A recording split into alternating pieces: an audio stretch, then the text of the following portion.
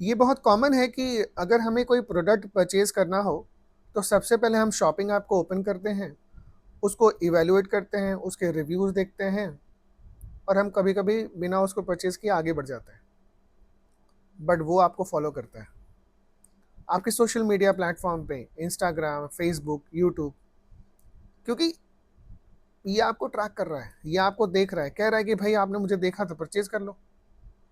और इंटरेस्टिंग ये है कि ये एप्लीकेशन वो भी नहीं है जहाँ पे आपने उस प्रोडक्ट को रिव्यू किया था। ये दूसरा एप्लीकेशन है, जिसको आपने ओपन भी नहीं किया पूरे दिन।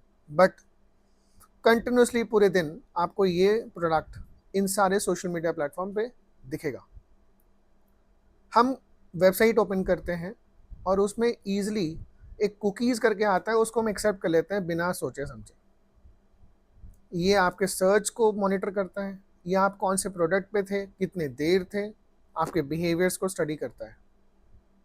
टेक्निकली ये आपका पर्सनल डेटा है जो ट्रैवल कर रहा है। आपको ऐसा लगता होगा and you must be wondering, क्या मैं इसको कंट्रोल कर सकता हूँ?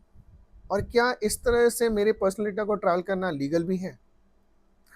Exactly, we'll untangle this concept of personal data under DPDP Act.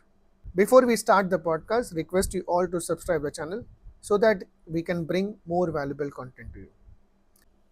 In today's podcast, we'll untangle the interesting concept of personal data under Digital Personal Data Protection Act. हम DPDP act के sections को clearly understand करें तो कोई भी data जो किसी की आइडेंटिटी स्टैब्लिश करने में हेल्प कर सकता है वो पर्सनल डेटा है। पर्सनल डेटा को दो तरीके से डिवाइड किया गया है, डायरेक्ट डेटा और इनडायरेक्ट डेटा। डायरेक्ट डेटा बहुत क्लियर है, जैसे आपका नाम, आपका कॉन्टैक्ट नंबर, आपकी ईमेल आईडीज़, आपका फोटोग्राफ। ये वो डेटा है जो सामने से बता सकता है कि हाँ ये कौन है। For example specific name like Prashant Shekhar will tell about myself, my contact number, same with email ID and other informations. But there are some indirect data which actually talks about me, means you also. For example जिस device को आप इस्तेमाल कर रहे हैं, जिन operating system पे आप इस्तेमाल कर रहे हैं, किन एप्लीकेशन पे आप काम कर रहे हैं, कितने देर काम कर रहे हैं, किन चीज़ों में आपका इंटरेस्ट है, किन सर्विसेज में, किन प्रोडक्ट्स में, आपकी ब्राउजिंग हिस्ट्री क्या है, आप किस तरह की कुकीज़ आपके सिस्टम में हैं जो आपकी चीज़ों को मॉनिटर करते हैं और बताते हैं कि आपका इंटरेस्ट इंक्लिनेशन क्या है, आपका इमोशनल स्टेटस क्या है, आपका करंट करंट सिचुएशन क्या है, are you happy, are you under stress, are you under a financial need. ये सारी इंफॉर्मेशन इनडायरेक्ट डेटा है।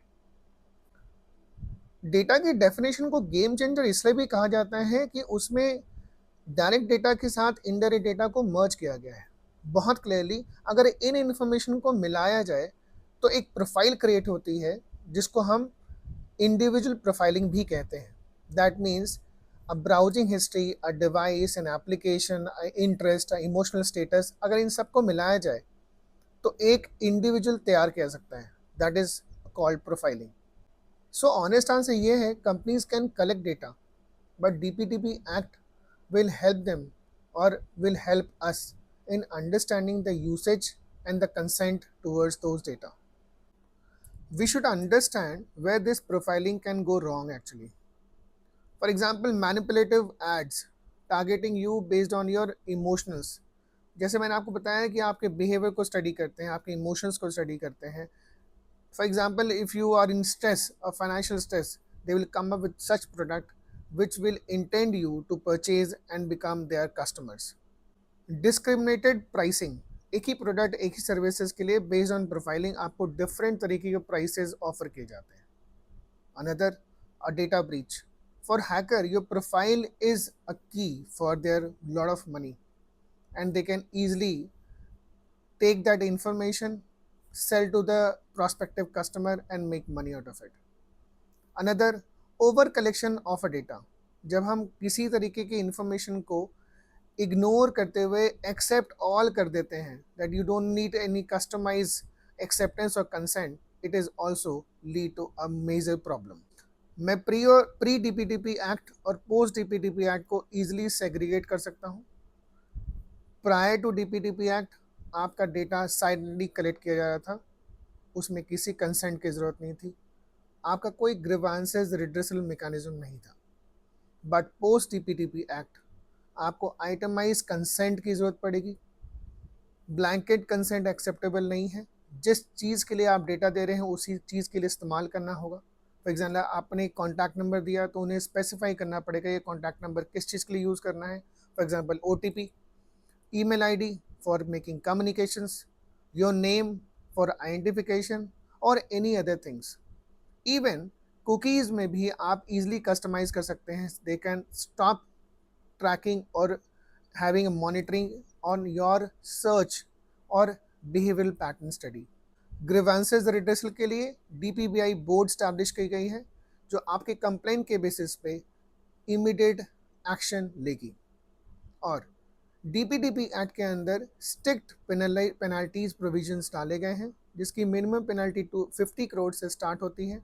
It goes up to 250 crore for a instance. Even data breach को बहुत स्ट्रिक्टली लिया गया है। अगर डेटा ब्रीच होता है तो कंपनीज को इमीडिएट बेसिस पे within a timeline board को इन्फॉर्म करना पड़ेगा, else there is huge penalty up to 200 crore they have to face it.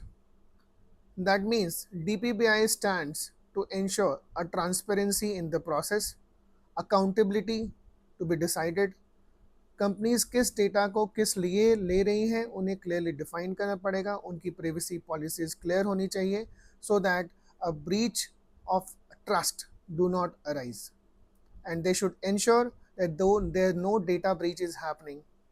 और अगर ऐसा होता है तो इमीडिएट एक्शन लिया जाए। DPDP एक्ट इंडिया में नया है, so real case studies India parliament में तो नहीं है, but GDPR is a similar act which is there in EU and there are multiple incidents. Global Act takes scrutiny जहाँ पे multiple incident with respect to cookies, unauthorized profiling without any consent, without consent behavioural pattern study, इन सब चीज़ों को लेके काफ़ी strict provision के अंदर पेनल्टीज, ह्यूज पेनल्टी इम्पोज की गई हैं रिस्पेक्टिव कंपनीज को। ये कहना गलत नहीं होगा, आपका डेटा आपकी पहचान। So as an individual we need to ensure that हम ईजिली किसी भी एप्लीकेशन पे क्लिक ना करें। हम जब भी क्लिक करें तो कॉन्शियसली क्लिक करें। अपने एप्लीकेशन को लिमिटेड परमिशन दें जितनी उसकी ज़रूरत है। फॉर एग्जाम्पल किसी एप्लीकेशन में लोकेशन की ज़रूरत नहीं है but we usually give the access of location. We should stop doing that. We should understand what is the right which is given under the act. हम उस चीज़ों को ज़रूर एक्सेस करें। अपने कंसेंट को देना, अपने कंसेंट को विड्रॉ करना, अपने डेटा को मॉडिफाई करना, डिलीट करना, इन सब चीज़ों के बारे में हमें जानना चाहिए and that is very important. But it is equally important to data fiduciaries, वो कंपनी जो हमारे डेटा कलेक्ट कर रहे हैं, उनको क्लियर अपनी गाइडलाइंस, अपनी प्राइवेसी पॉलिसीज डिज़ाइन करनी होगी। उनके डेटा के कंसेंट के मैकेनिज्म ईजी होने चाहिए, उतने ही आसान विड्रॉल के भी होने चाहिए। जब भी कोई डेटा ब्रीच या ऐसी एक्टिविटी हो, टाइमली रिपोर्ट करें बोर्ड को, and they should also consider and evaluate what the new updates are coming under this act. This is very important so that a progress towards a seamless implementation of the act is done. इसके साथ हम अपने podcast के and पे आ चुके हैं।